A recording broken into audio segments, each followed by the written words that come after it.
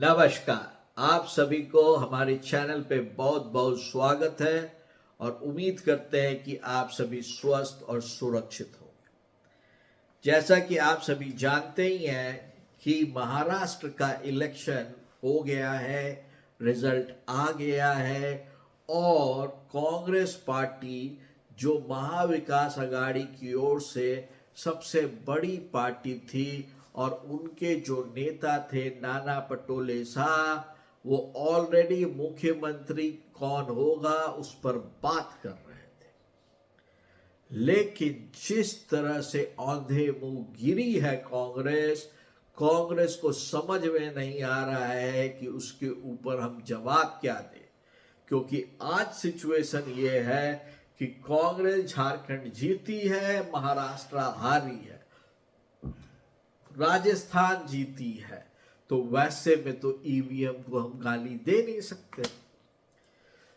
पूरा का पूरा जो कैंपेन था कांग्रेस का, उसमें कांग्रेस को किसी ने नहीं हराया। कांग्रेस खुद जानबूझकर हारी है, ये मेरा सोचना है। राहुल गांधी नहीं हारे, राहुल गांधी को कांग्रेसियों ने हराया है। और ये मैं डंके की चोट में बोलता हूं कि राहुल गांधी नहीं हारे हैं, राहुल गांधी को कांग्रेसियों ने हराया है। और यही चीज हरियाणा में भी हुई थी। कांग्रेसियों ने हरियाणा में भी राहुल गांधी को हराया था और कांग्रेस, और वो था गुटबाजी, और वो था एक खेमा। मल्लिकार्जुन खड़गे साहब को रिटायरमेंट ले लेना चाहिए। मैं इसीलिए कह रहा हूं, वो जिस तरह से मुंह खोलते हैं, जिस तरह से वो गालियां देते हैं कोई, और जिस तरह से उनको घमंड है, ऐसा दिखता है कि वो यदि सरकार में आ जाएंगे तो किसी को कुछ समझेंगे नहीं। और यह प्रतिबिंब 2024 के लोकसभा चुनाव के बाद कंफर्म हो गया। नाना पटोले साहब बोलते हैं कि संजय राउत तो बोलते रहते हैं, वो लोग आपस में ही सीट के लिए लड़ते रह गए।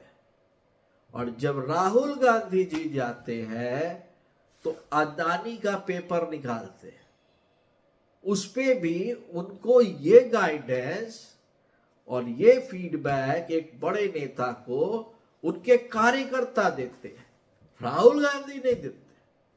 वहां पे वो जाके ओबीसी के अंदर डिफरेंट जात को देखते हैं और अंत में वो सिर्फ एक धर्म को के लिए, एक धर्म के प्रति अपना झुकाव रखते हैं, सिर्फ वोट बैंक के लिए, आइडियोलॉजी के लिए नहीं, उनके लिए काम करने के लिए नहीं, काम नहीं करते हैं उनके लिए, आइडियोलॉजी भी नहीं फॉलो करते हैं, कुछ नहीं फॉलो करते हैं।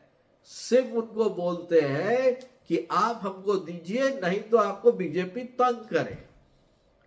जो ये कार्यकर्ताओं ने ये जो किया और उसके बाद जिस तरह से ध्रुवीकरण हुई, ये सारा का सारा खेल जो ये ध्रुवीकरण का था, ये कांग्रेस के महाराष्ट्र के कार्यकर्ताओं की देन थी। भले ही उस पर आशीर्वाद राहुल गांधी का रहा हो, अकेला तो कुछ नहीं कर सकता। वो तो नहीं गए थे किसी से वोट मांगने के, सारे उस धर्म के लोग हम ही को वोट दें, और उनको हराने वाला और कोई नहीं है। कांग्रेस को हराने वाला कांग्रेसी कार्यकर्ता है। आपका क्या सोचना है, इस पर जरूर बताइए। इस चैनल को जरूर लाइक कीजिए, सब्सक्राइब कीजिए। तब तक के लिए आप सभी को बहुत बहुत नमस्कार।